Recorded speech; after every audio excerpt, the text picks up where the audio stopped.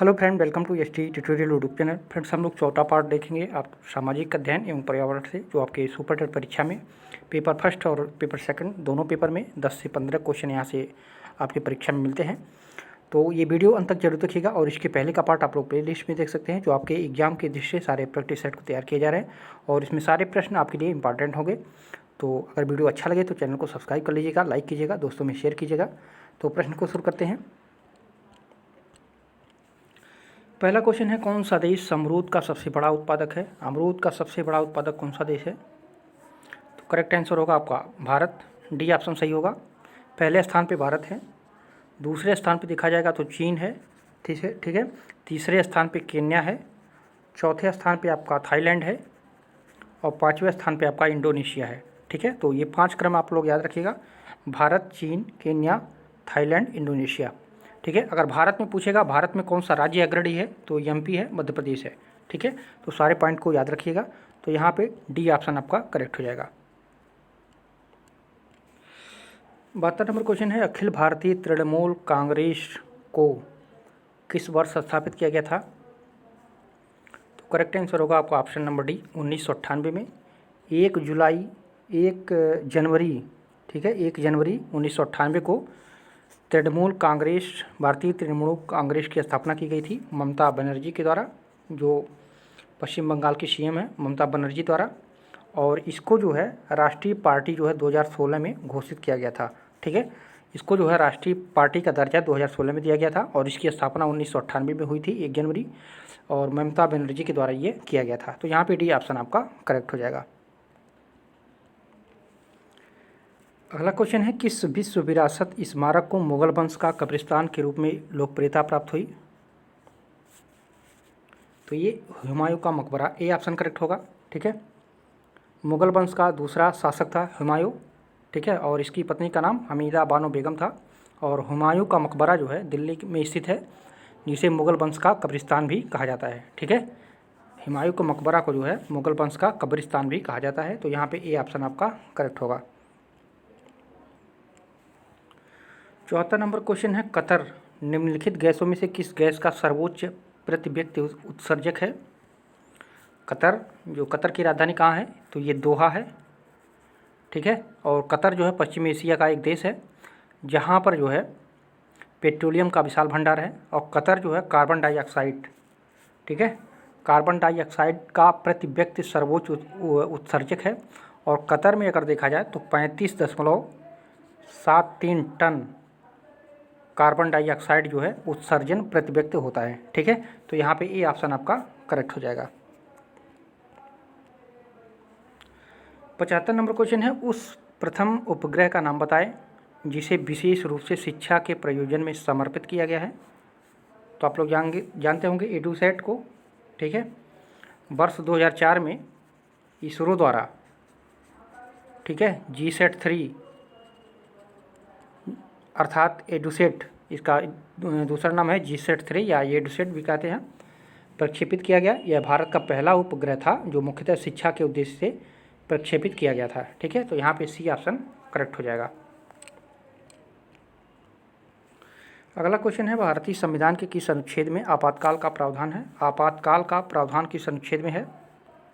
तो आप लोग जानते होंगे अनुच्छेद 352 में। ठीक है, संविधान के अनुच्छेद 352 के अनुसार यदि राष्ट्रपति को यह विश्वास हो जाए कि देश अथवा देश के किसी भाग की सुरक्षा तथा शांति, युद्ध, बाहरी आक्रमण या सशस्त्र है, तो वह आपातकाल की घोषणा कर देश का शासन जो है अपने हाथ में ले लेता है।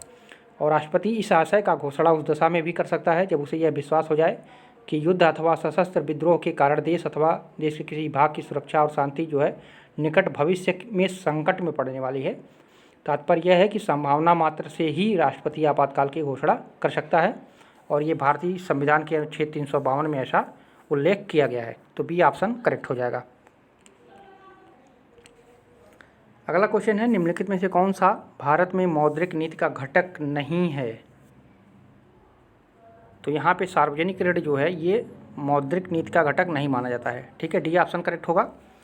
जिस नीति के अनुसार किसी देश का मुद्रा प्राधिकारी मुद्रा की आपूर्ति का नियमन करता है उसे मौद्रिक नीति कहते हैं। इसका उद्देश्य है राज्य का आर्थिक विकास एवं आर्थिक स्थायित्व सुनिश्चित करना होता है। और भारत में जो है सार्वजनिक ऋण मौद्रिक नीति का घटक नहीं है। ठीक है, तो यहाँ पे डी ऑप्शन करेक्ट हो जाएगा। अगला क्वेश्चन है, निम्नलिखित में से कौन हमारे देश के दोनों में से किसी भी सदन का सदस्य नहीं होता है?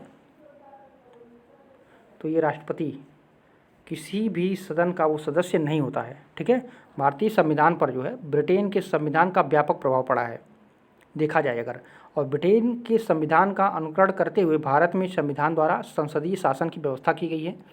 जिस तरह ब्रिटेन में शासन की प्रमुख वहाँ की सामग्री होती है यानी राजा होता है, उसी प्रकार जो है भारत में राज्य का प्रमुख राष्ट्रपति होता है।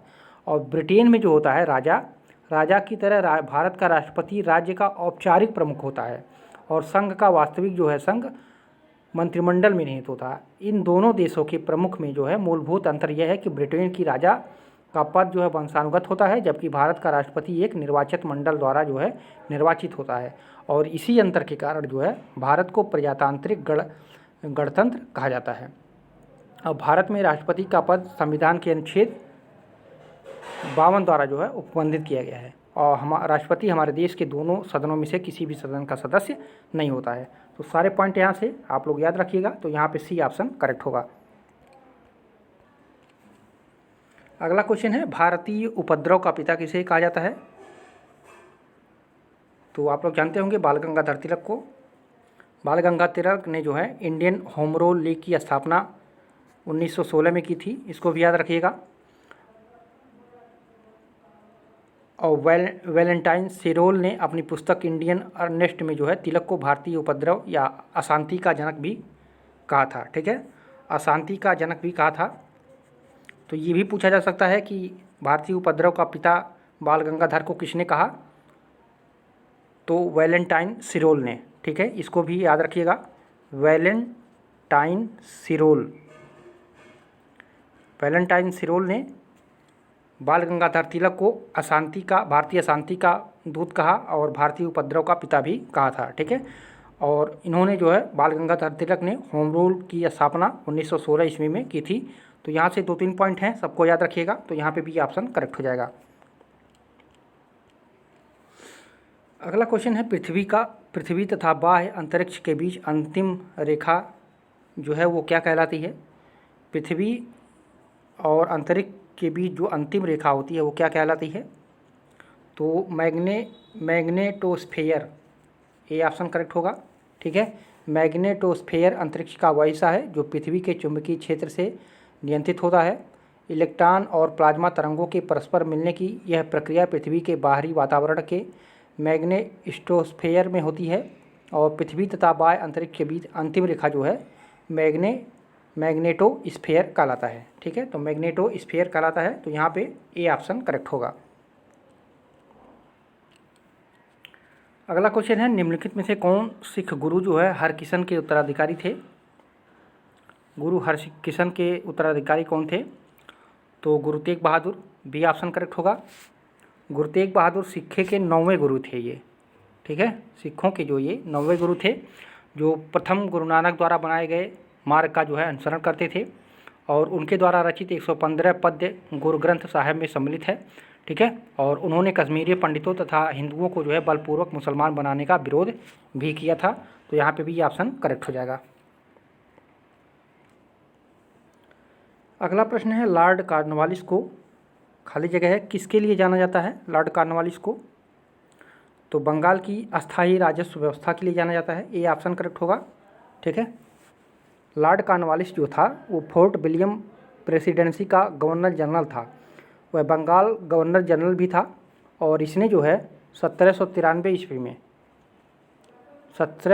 ईस्वी में जो है बंगाल में अस्थायी बंदोबस्त के रूप में एक नई राजस्व पद्धति की शुरुआत की थी और इसीलिए वो जो है जाना जाता था। तो यहाँ पे ए ऑप्शन आपका सही हो जाएगा।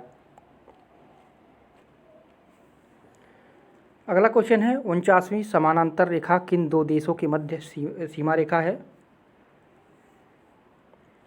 तो ये संयुक्त राज्य अमेरिका और कनाडा के बीच है। ठीक है, ए ऑप्शन करेक्ट होगा। 49वीं समानांतर रेखा संयुक्त राज्य अमेरिका तथा कनाडा देशों के मध्य सीमा रेखा है। और अगर 36वीं पूछे, ये भी इम्पॉर्टेंट है, 36वीं समानांतर रेखा जो है उत्तरी एवं दक्षिणी कोरिया के बीच की सीमा रेखा है। ठीक है, उत्तरी एवं दक्षिणी कोरिया के बीच की सीमा रेखा है, तो इसको भी याद रखिएगा। 36वीं और 49वीं ये दोनों बार बार पूछा जाता है, तो यहाँ पे ए ऑप्शन करेक्ट होगा।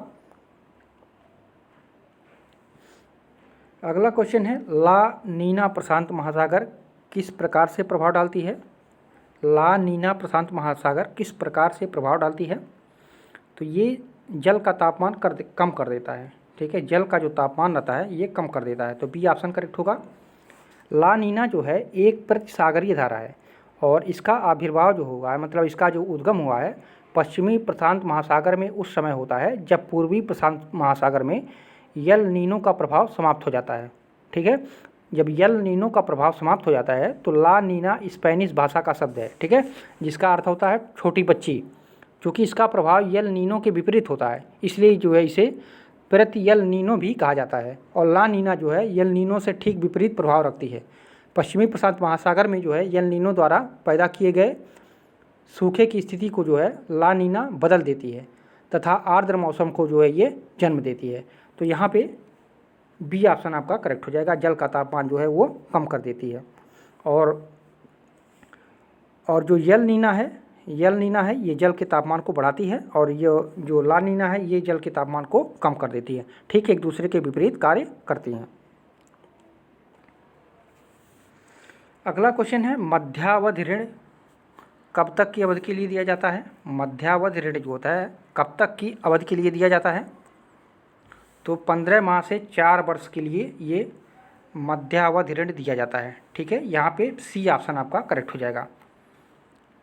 और अल्पावधि जो होता है, अल्पावधि वित्त ऋण जो होता है, जो अल्पावधि ऋण होता है ये कितने के लिए दिया जाता है? तो ये 15 महीने से कम।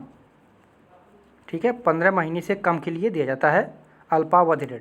ठीक है, और जो दिया जाता है दीर्घावधि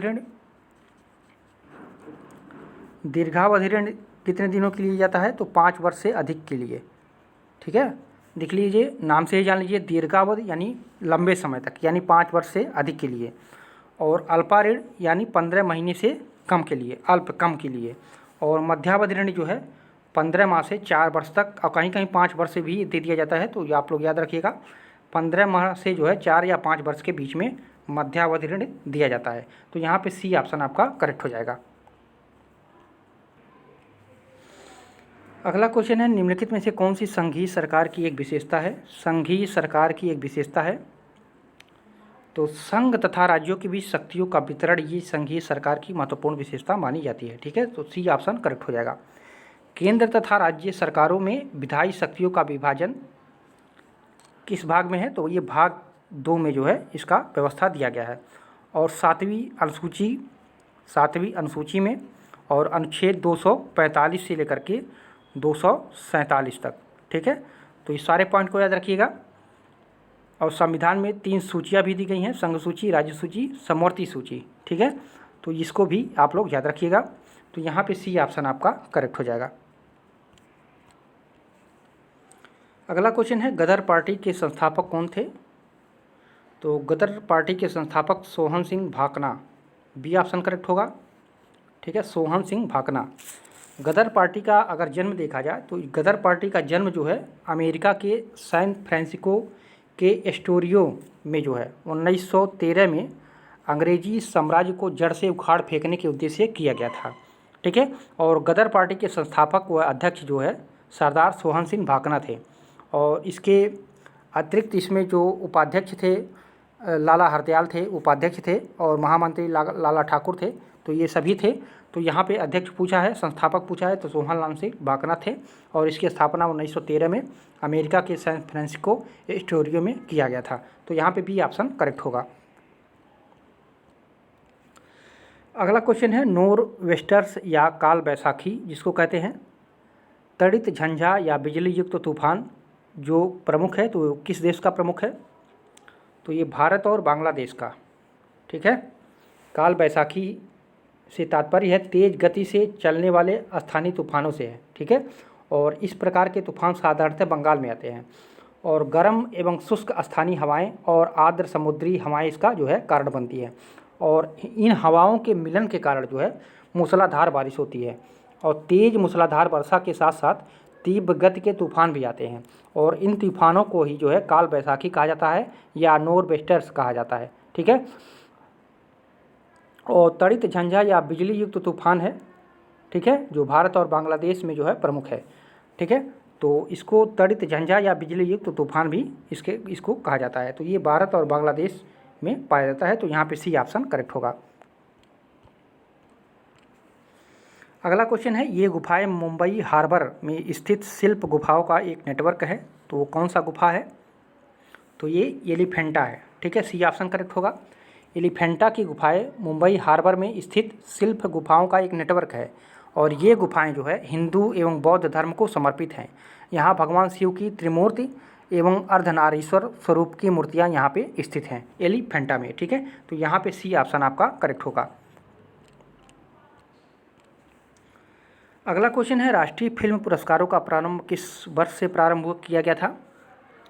तो ये 1973 ईस्वी से, ठीक है। राष्ट्रीय फिल्म पुरस्कारों की स्थापना जो, अगर स्थापना पूछेगा तो स्थापना 1954 में हो गया था, ठीक है। तथा 1973 से फिल्म महोत्सव निदेशालय इसको जो है प्रदान कर रहा है, ठीक है। और प्रदान किया जा रहा है 1973 से, इसको भी याद रखिएगा। और प्रथम राष्ट्रीय फिल्म पुरस्कार जो है दिया गया था 10 अक्टूबर 1954 को।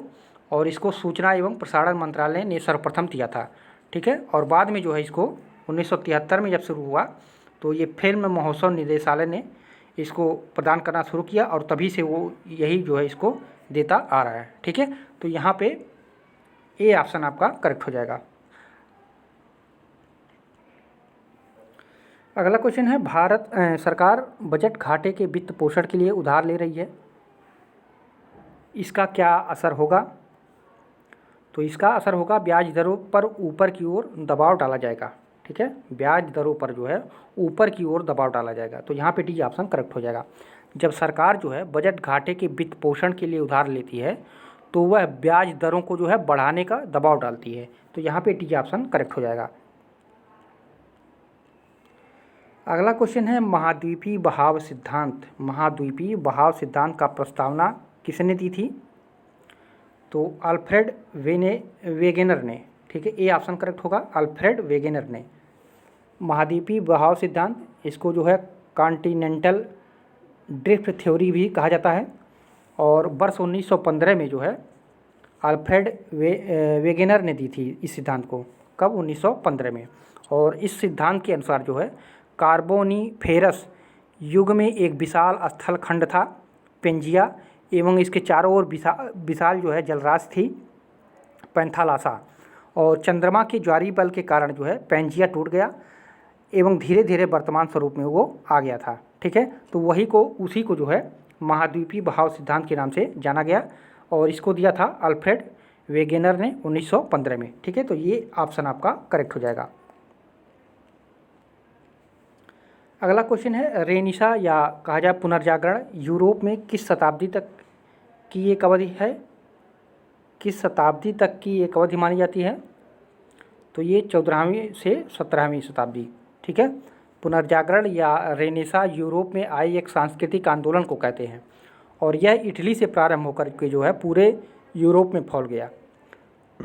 और यह आंदोलन जो है 14वीं से 17वीं शताब्दी तक रहा था। तो यहाँ पे भी ऑप्शन आपका करेक्ट हो जाएगा। अगला क्वेश्चन है, लोकसभा में विपक्ष का प्रथम नेता कौन था? प्रथम नेता विपक्ष का तो ए.के. राधाकृष्णन थे। बी ऑप्शन आपका करेक्ट हो जाएगा। अगला क्वेश्चन है, स्मार्ट मनी जिसको हम क्रेडिट कार्ड कहते हैं, शब्द किसके लिए प्रयोग होता है? तो स्मार्ट मनी जो है शब्द ये क्रेडिट कार्ड के लिए प्रयोग होता है, ठीक है। क्रेडिट कार्ड ये छोटा प्लास्टिक कार्ड है जो एक विशिष्ट भुगतान प्रणाली के उपभोक्ता को जारी किया जाता है, जिसे हम लोग एटीएम कार्ड भी कहते हैं, ठीक है। और इस कार्ड के द्वारा जो है वादे के साथ वस्तुएं और सेवाएं खरीद सकते हैं और बाद में वो इन वस्तुओं और सेवाओं का भुगतान करेगा। ठीक है, तो ए ऑप्शन आपका करेक्ट हो जाएगा। स्मार्ट मनी जो है क्रेडिट कार्ड शब्द के लिए प्रयोग किया जाता है। अगला क्वेश्चन है निम्नलिखित में से स्वच्छतम ऊर्जा का स्रोत क्या है? स्वच्छतम ऊर्जा का स्रोत क्या है? तो पवन ऊर्जा जो है ये स्वच्छतम ऊर्जा का स्रोत माना जाता है। बहती वायु से उत्पन्न की गई ऊर्जा को पवन ऊर्जा कहते हैं। बहती वायु से उत्पन्न की गई ऊर्जा को क्या कहते हैं? पवन ऊर्जा कहते हैं। और इसका विकास जो है 1990 के दशक में शुरू हुआ और पिछले कुछ वर्षों से जो है इसमें काफ़ी वृद्धि भी हुई है। तो ये स्वच्छतम ऊर्जा का स्रोत माना जाता है पवन ऊर्जा। ठीक है, डी ऑप्शन सही होगा। अगला क्वेश्चन है भारत के राज्य चिन्ह में प्रयुक्त होने वाले शब्द सत्यमेव जयते किस उपनिषद से लिया गया है? सत्यमेव जयते, तो ये मुंडक उपनिषद से, ए ऑप्शन करेक्ट होगा। उपनिषद का अर्थ होता है गुरु के समीप बैठकर ज्ञान प्राप्त करना, इसको भी याद रखिएगा। उपनिषद का अर्थ होता है गुरु के पास बैठकर ज्ञान प्राप्त करना। इन्हें वेदांत भी कहा जाता है, उपनिषद को जो है वेदांत भी कहा जाता है। ठीक है, और उपनिषदों की कुल संख्या कितनी है? 108 है। ठीक है, परंतु 10 उपनिषद ही विशेष महत्व में रखे जाते हैं, लेकिन टोटल अगर देखा जाए तो 108 हैं। ठीक है, तो यहाँ पे जो सत्यमेव जयते लिया गया था तो ये मुंडक उपनिषद से लिया गया था। ठीक है, तो यहाँ पे ए ऑप्शन आपका करेक्ट हो जाएगा। अगला क्वेश्चन है भारत और तुर्किस्तान के बीच जल विभाजक का काम करने वाला पर्वत क्षेत्र जो रेंज है कौन सी है? तो वो है कराकोरम। ठीक है, सी ऑप्शन करेक्ट होगा। कराकोरम यह एक विशाल पर्वत श्रृंखला है। यह एशिया की विशाल पर्वतमालाओं में से एक है और हिमालय पर्वतमाला का एक हिस्सा है कराकोरम।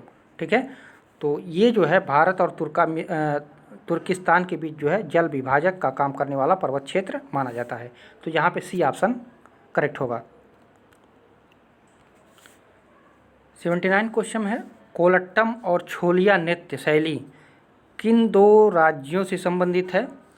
कोलट्टम और छोलिया नृत्य शैली किन दो राज्यों से संबंधित है? तो जो कोलट्टम है ये आपका आंध्र प्रदेश से है और छोलिया उत्तर प्रदेश का नृत्य शैली है। ठीक है, तो बी ऑप्शन करेक्ट होगा। कोलट्टम आंध्र प्रदेश से है और छोलिया जो है उत्तर प्रदेश राज्य का नृत्य शैली माना जाता है। तो यहाँ पे बी ऑप्शन करेक्ट होगा। 80 नंबर क्वेश्चन है भारत के किस संसदीय समिति की सामान्यतः अध्यक्षता विपक्ष के प्रमुख सदस्य द्वारा की जाती है? तो ये लोक लेखा समिति के द्वारा। ठीक है, डी ऑप्शन करेक्ट होगा। लोक लेखा समिति जो है भारत की संसद द्वारा निर्मित है। लोक लेखा समिति जो है प्राक्कलन समिति की जुड़वा बहन भी के रूप में भी जानी जाती है। और समिति जो है लोक लेखा समिति जो है भारत के नियंत्रक एवं महालेखा परीक्षा द्वारा दिए गए लेखा परीक्षण संबंधी प्रतिवेदनों की क्या करती है? ये जांच करती है। ठीक है, तो यहाँ पे डी ऑप्शन आपका करेक्ट हो जाएगा। तो फ्रेंड्स, ये रहे महत्वपूर्ण प्रश्न। कैसा लगा वीडियो कमेंट कीजिएगा, वीडियो को लाइक शेयर भी कीजिएगा। फिर मिलते हैं अगले पार्ट में। पूरा वीडियो देखने के लिए आप सभी को धन्यवाद।